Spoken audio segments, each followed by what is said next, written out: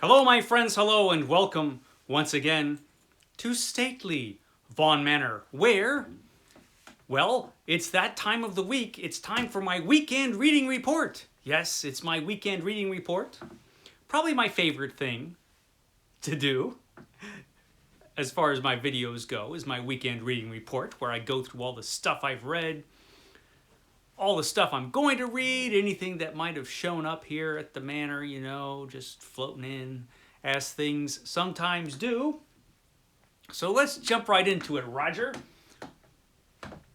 What did I read this week? I finished one book. I did a whole video about how slow I am. So you shouldn't be surprised that I only finished one book this week. But it was a good one. It's this book, which I read for Garbogust. Garbogust, the reading event created by Criminali, with about 1 billion co-hosts this year, because it's a great event. An event where we celebrate trashy books. And one type of trashy book that is featured in Garbogust is novelizations and movie tie-ins. So this is, well, it's not a novelization. It's Death of the Planet of the Apes by Andrew E.C. Gaska. And it sort of feels like a very expanded novelization of Beneath the Planet of the Apes, the second Planet of the Apes film, which is probably, I'm guessing, Beneath the Planet of the Apes is probably nobody's favorite Planet of the Apes movie. But Gaska does a lot with it. So basically, this is the story that is told in Beneath the Planet of the Apes, but it focuses more on Taylor, the character of Taylor, who, for this film, Taylor, of course, is the astronaut from the first movie. In the second movie, Charlton Heston didn't want to be in the second movie, at least very much, but he was convinced to come in just to shoot scenes for the beginning of the film and the very end of the film. So Taylor, the character, is gone for the entire movie pretty much. And there is another astronaut, Brent, who we follow along with in Beneath the Planet of the Apes. This focuses more on the character of Taylor. And so we follow his adventures of all of that off-screen stuff that happened to the character. But it's not just that. It's also the story of Dr. Zaius. We get a lot of Dr. Zaius in this book and all of his motivations and why he made the decisions that he did. Pretty much all of the main characters from Beneath the Planet of the Apes are featured in this. Particularly two of my favorite characters from the franchise, Cornelius and Zira. Zira is a major character in this book. So we get a lot of Zira. But every other character from the series shows up in here. Or from Beneath the Planet of the Apes shows up in here. It's a really interesting book. And you can tell that Andrew Gaska really knows his Planet of the Apes, man. He's well informed of all things that have to do with this series of films. And I was surprised to find, there are a lot of mutants in this book, But I was surprised to find a couple mutants, or a couple types of mutants, that originated in the 1970s Marvel black and white comic book of Planet of the Apes.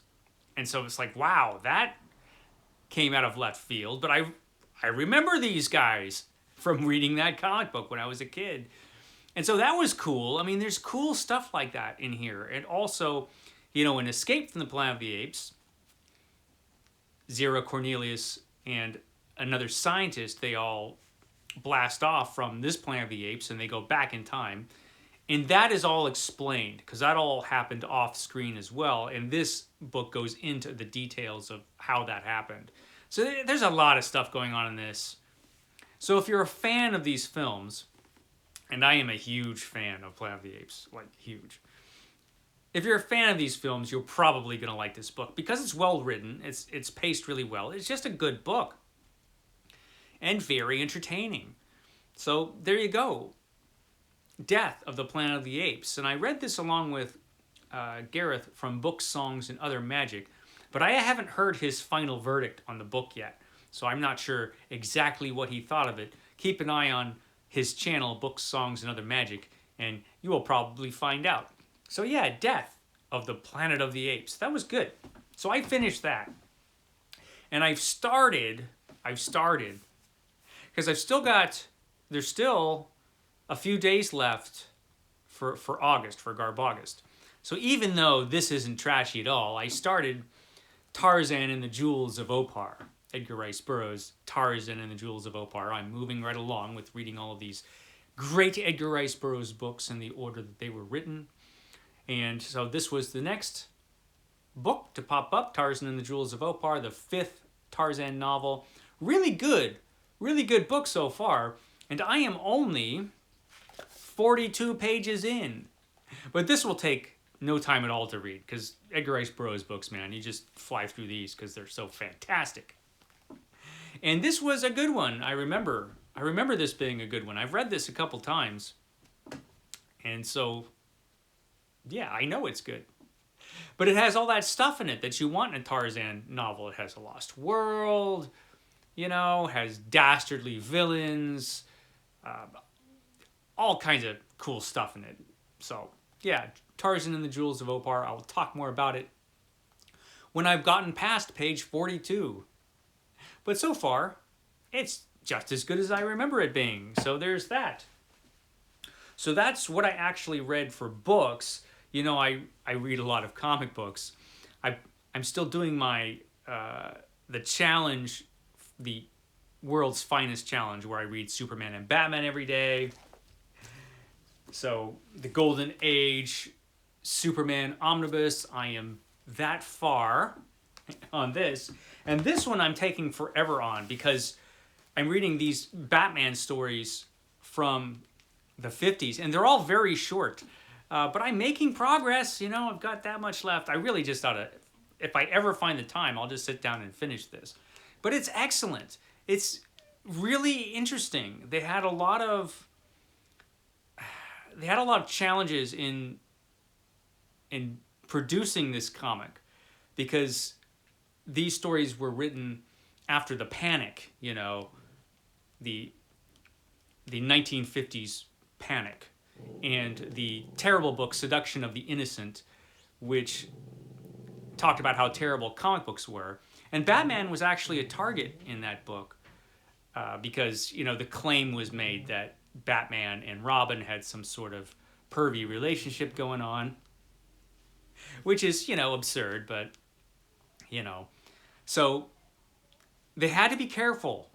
And there were a bunch of other rules instituted by the dreadful Comics Code Authority that they had to follow. So you don't see a lot of the classic villains like Joker and Penguin. You don't see Two-Face at all.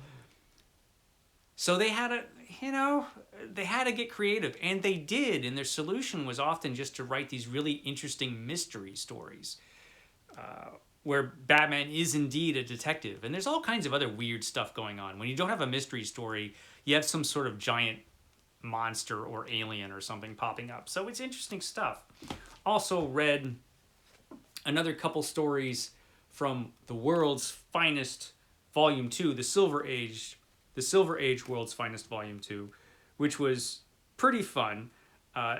It's great because it has a bunch of Dick Sprang artwork in here, including the day that Superman betrayed Batman.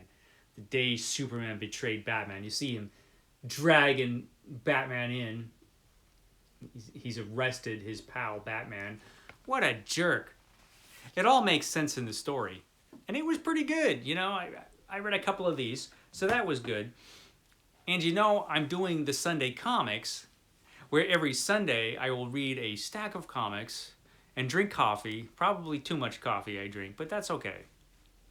And I'll read a stack of like 8 to 10 comics, floppy comics, and I'll talk about them with you here on this exciting program. And I read 8 comics this week, but there's a reason I only read 8, and you will see that at the end of this list. First comic is Worlds Unknown. This is Marvel Comics Worlds Unknown, issue number 3. I've been reading this series. And in this one, we have the story that became the day that the earth stood, the day the earth stood still. The day the earth stood still. That old, cool, awesome, black and white science fiction film that if you haven't seen it, you should see it. I know that they did a remake, which I hear was not very good, but I've never seen the newer one. I only saw the old one. But the story was actually quite different. The story was Farewell to the Master, adapted from the SF classic by Harry Bates. And that's the splash page there with, what was his original name? Was it Nut? It was Nut. Wisely changed for the film, but that's the splash page. And this story is, for a first for Worlds Unknown, the last couple issues, they've had a couple stories to an issue. This, Farewell to the Master, takes up the entire issue. And the artwork is okay. It's okay. Was it Ross Andrew? Yeah, Ross Andrew did the artwork. And it's all right. They made some completely unnecessary changes from the story, but it still is more faithful to the original story than the film is. That said, the film is a lot better than this comic book. And the original story is better than this comic book. So, but the comic book was good. It was good. It just wasn't as good as the film or the original short story. But, a fun read. Worlds Unknown, it seems to always be worth reading, even though I'm only on the third issue. First 3 issues have been excellent. So, yeah, there you go. Worlds Unknown. Now, let's see. Where am I? This next one isn't what?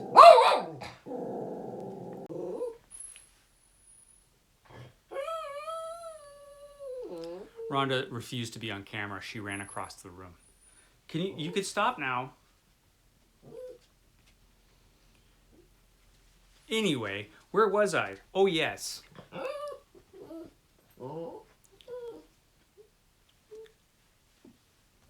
I was doing the Sunday comics, and the comic I'm up to now is one that is not old. So, it's not that old. Usually I will read old comics, but this comic is only 10 years old. This is from 2012. And this is The Shadow, issue number 1 from Dynamite. Now, this is Garth Ennis's version of The Shadow. And it's got a cover by Howard Chaykin, who is a great artist. But he did a 4-issue series back in the 80s. That is Howard Chaykin, the guy who did this cover. And it sucked. He basically ruined the character of the Shadow in 4 issues of this terrible miniseries, which had great artwork in it, but it had like a really ridiculous origin story, and it was trying to make the Shadow super edgy, and it was the 80s, so it had to be gritty, and they made the Shadow this edgy, gritty, anti-hero type of character. And Howard Chaykin managed to suck all of the mystery out of the character. And it was terrible.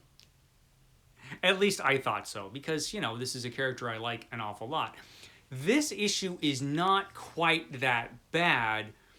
But it seems like with this series, and I've never read this series before. I've got like a few issues of this and just never read them for some reason. But reading this, Ennis seems to be like, okay, I am going to make the Shadow an edgy anti-hero again, that same kind of thing. And it's like absurdly over-the-top violent, and the character of the Shadow, it seems like Ennis is going to do that thing where he's going to suck all of the mystery out of the character just to make a gritty, edgy anti-hero kind of character. It seems like that's the direction this is going to go in, although I've only read the first issue. The artwork, who does the artwork? I can't remember. It was Aaron Campbell. And he does a good job. The Shadow looks like the Shadow when he's the Shadow, but as far as the comic itself, I don't know.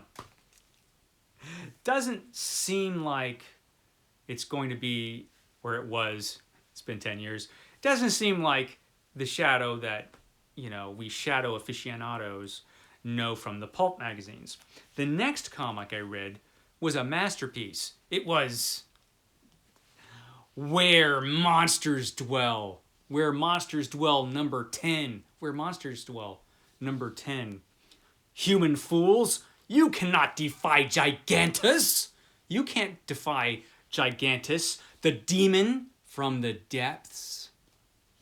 We have this little fella running. Run for your life! It's the monster who walks like a man, as opposed to a horse or something. He walks like a man. Gigantus. So, this comic book, Where Monsters Dwell, was one of the comic books from back in the 70s where they reprinted older comics from the late 50s and 60s, So, these are all reprints of those old monster comics. And the main comic in here, which is from Jack Kirby. Jack Kirby did the artwork on this, is, an awful lot of fun. Gigantus. Gigantus runs into trouble in this comic. Not to spoil things. I just completely spoiled this story by turning to this page. I spoiled the story of Gigantus. What's wrong with me? But there are other stories in this, and none of them are as good as Gigantus. Like Frogman, he's the Frogman, which was Steve Ditko, right? Didn't Steve Ditko do this one? Yeah, Steve Ditko did The Adventures of the Frogman and his tragic tale. A couple other stories in here, neither of them are very good. Gigantus is the story to read from this. Gigantus was good. Of course, it was Gigantus. He's the monster that walks like a man. Unlike Roger over here, who just kind of shambles around. The next comic I read was Tarzan. Now, I'm continuing with this series. This is Tarzan, number 3 from Dark Horse Comics. And first of all, I'm not sure about Tarzan's choice of loincloths for this cover. His little string mankini here. I'm not sure it was this is the best look for Tarzan as he faces off against all of these cloudy creatures. So, I'm kind of iffy on this cover. And I have to say, the artwork, which is it's penciled by Christopher Schenk. Christopher Schenk and inked by Thomas Yeats. It's good, but there are moments here that look a little rushed. And I don't know if it's really rushed, because, look at some of those backgrounds. Some of those backgrounds are just, they're just not great. There's literally no detail at all. But there are other scenes, like this scene from the city, from the Lost City. You got to have one of those in any Tarzan adventure. This Lost City scene is actually pretty great. So, kind of a mixed bag. The story is still good. So, another good issue of Tarzan. But this next thing is another Edgar Rice Burroughs comic book, and it is one of the greatest single issues of any comic book based on Edgar Rice Burroughs' work. And that is the very first issue of Marvel's Warlord of Mars. John Carter, Warlord of Mars. So this is the first issue of Marvel's series, where they do a whole series of original stories featuring John Carter from Edgar Rice Burroughs' Barsoom series, also known as the Mars series. Barsoom is the Martian's name for Mars. Great Gil Kane cover. And what makes this comic book great is that the story is good. Marv Wolfman does the story in this one, and he does a good job. He knows his Mars, his Barsoom. But the art is by Gil Kane and Dave Cockrum. So Gil Kane and Dave Cockrum did the art for issue number 1, and it's just fantastic. I mean, this is the best realization, comic book wise, of these characters and this world. I mean, it's just fantastic. Just so good. I mean, it's just the way you would picture it with the Lost Cities and John Carter. And let me get to some... I got to get to some Green Martians because Green... Oh, it also does the origin... Does a quick origin of John Carter. It doesn't... This doesn't retell the first book, A Princess of Mars. They decided just to do their own story, but they had to do John Carter's origin story.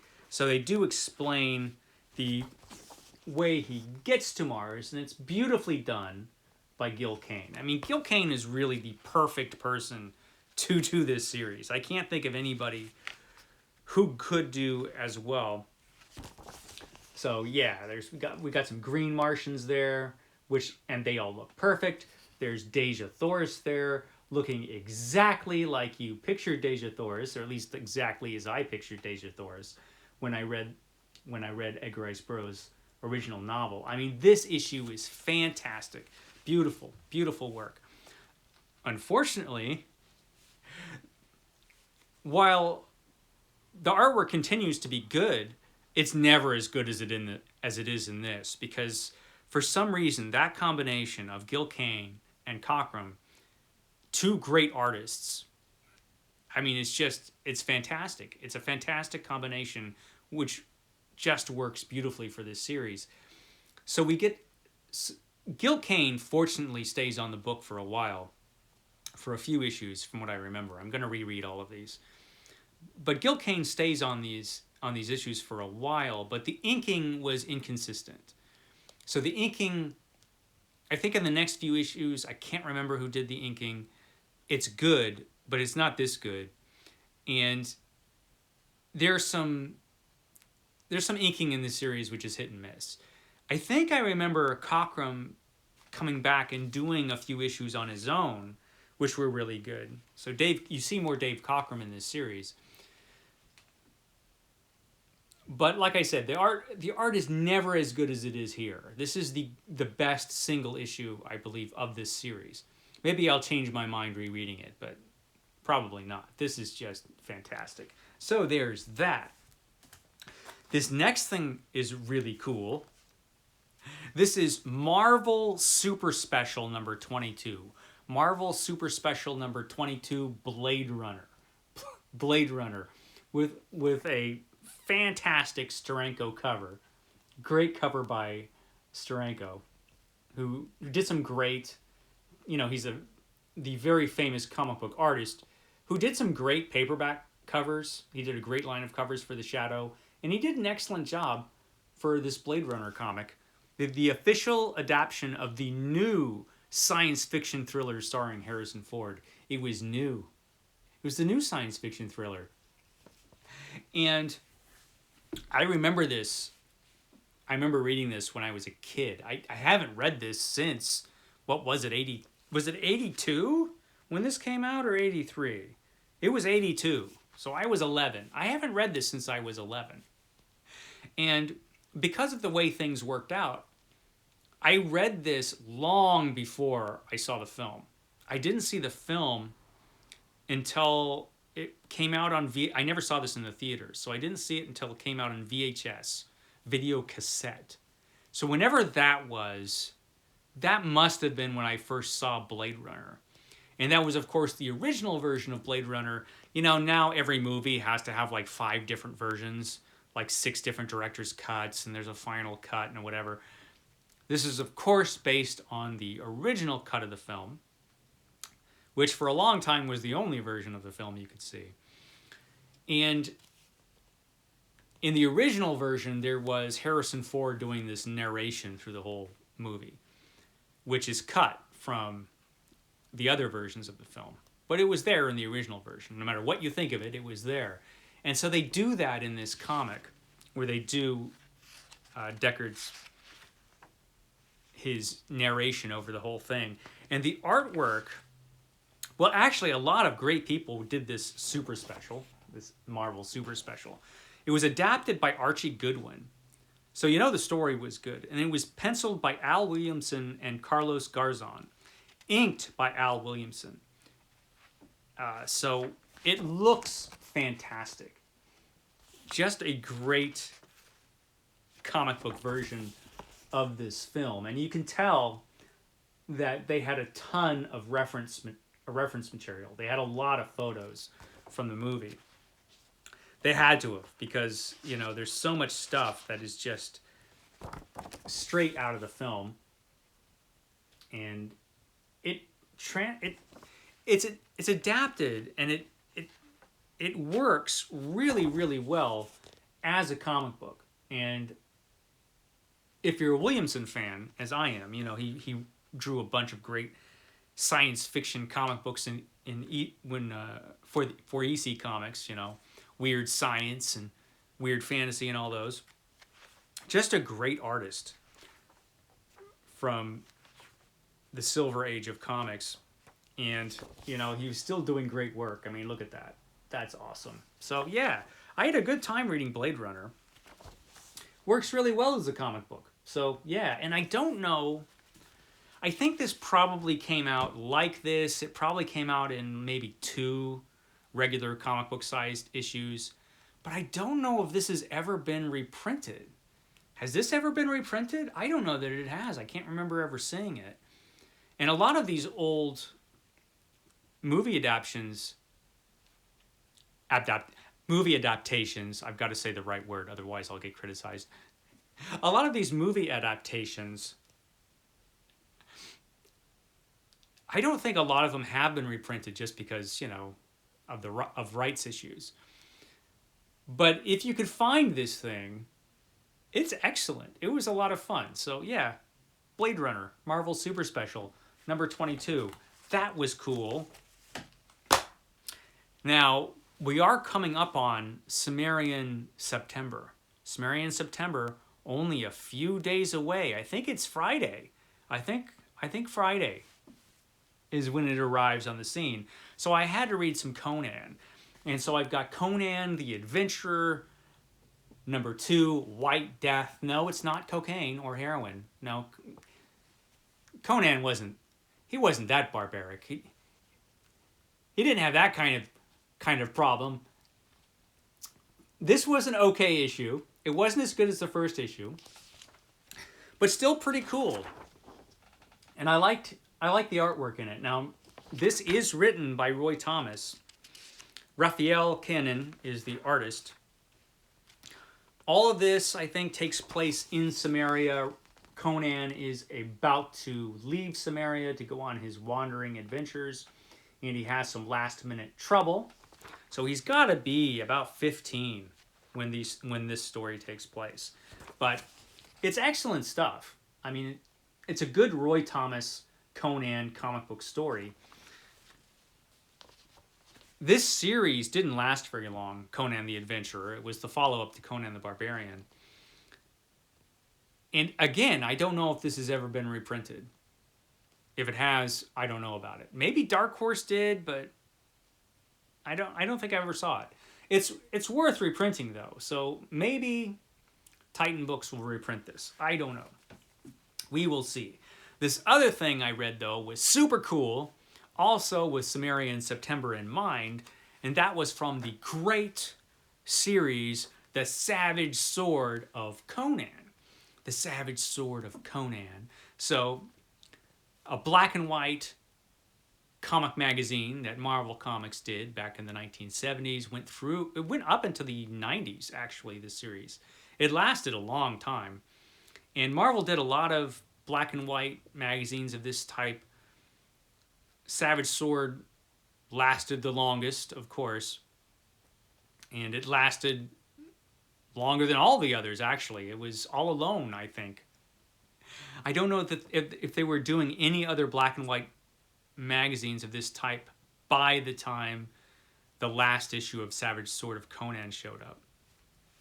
But this particular one is the super annual issue. It's the first Savage Sword of Conan annual. And I do have all the Savage Sword of Conan issues reprinted in Omnibus form. Marvel Comics reprinted those. But when it got to this issue, all Marvel reprinted was the cover. So in the Omnibus, Marvel's Omnibus, they did not reprint this issue because it was all reprints, all stuff that had shown up before. However, it didn't show up in Savage Sword. These are all stories that showed up in Cull or Conan the Barbarian color comic book. They just made it into black and white stories. I'm kind of surprised that, they took the color out and they gave these stories ink washes. So the artwork is different. So I'm surprised that they didn't at least reprint the Conan stories. I don't understand why they didn't. The Cull stories I understand because those were reprinted in a Cull Omnibus. So those were reprinted. Like The Forbidden Swamp. The Cull stories have artwork by Mary and John Severin, so I love it because I love those two. But there's, like I said, there's two Cull stories, two Conan stories in here. From the color comic books, they just made them black and white, and it's excellent. So this is a total of 4 issues, and you get all of these cool advertisements, because this is the first, this is the original issue. With all the cool ads, so that was fun to see. I'm going to read more of these old black and white issues. Here is an advertisement advertising a bunch of the issues. Dracula Lives and some Planet of the Apes and some other black and white comics that Marvel did. So, yeah, and you've got Web of the Spider God is the second Conan story, which was fantastic. It was fantastic in this form, just as it was in the original comic book form. It's great stuff. It's great stuff. So, yeah, I read this, and this was a lot of fun. I'm going to be reading more Marvel black and white stuff in the very near future. Probably this Sunday I'll read something. Probably won't be a Savage Sword, but I'll read something. So that was cool. Savage Sword of Conan Annual number 1. There you go. So, I got some stuff. Some stuff showed up here at the Manor. So I should talk about that before I let you go. First of all, do you recognize this fella? If you watch a lot of BookTube, you might recognize this guy from Bizarre Brain. The Bizarre Brain Comics channel. Gary Nelson does the Bizarre Brain Comics channel, and he actually did this comic book. This is Bizarre Brain Comics Anthology, which is available now if you want to jump on the Amazon and get Bizarre Brain Comics Anthology by Gary Nelson, and you should watch Bizarre Brain Comics YouTube channel because it's fantastic, where he looks just like this. He will take you through some, random issues of old comic books that you might not see any other way. And this anthology has a bunch of comic book stories. I have not read it yet, but I'm going to, probably on Sunday. So I will talk about that in the future. What else showed up here at the Manor? Avengers, The Gathering. This is an epic collection. This is Avengers Epic Collection number 25. Has stories from 1993 to 1994. Not the best time in Avengers history. But, it's cool. And Avengers, man, they're running out of epics to do from the classic ages of comics, from the Silver Age and the Bronze Age. They're running out of epic collections. They've got a few more to do, and then they'll have printed them all, I think, which is why I think Marvel is starting to do their modern era epic collections to continue on. But I was happy to get this. I've got 1 billion epic collections, and I can add this to the 1 billion. It's fun stuff from the early 90s. Like I said, there's still a few days left of Garbogust. So after Tarzan and the Jewels of Opar, I will be reading... Which book will I be reading? The Nest! I'll be reading The Nest, which is a paperback from hell, which I have on my Kindle. So there you go. It's about killer cockroaches, which is hard to resist, killer cockroaches. And I did ask recently which animal attacks book I should close out Garb August with, and by far The Nest got the most votes. I asked some of my Garb August co-hosts, and if anyone would know, they would. And yeah, so The Nest. I will be reading this, and I will be reporting back to you next week on that book. So there's that. And then, of course, Sumerian September. Sumerian September. Ooh, we're so close to the fantastic reading event where we read every single Conan story written by the great Robert E. Howard. It's going to be a ton of fun. That's all I have to say this week. I will catch you next time. Where'd Rhonda go? Have you seen Rhonda? Have you seen Rhonda? Naughty. She's such a why is your little friend so naughty? Such a naughty girl.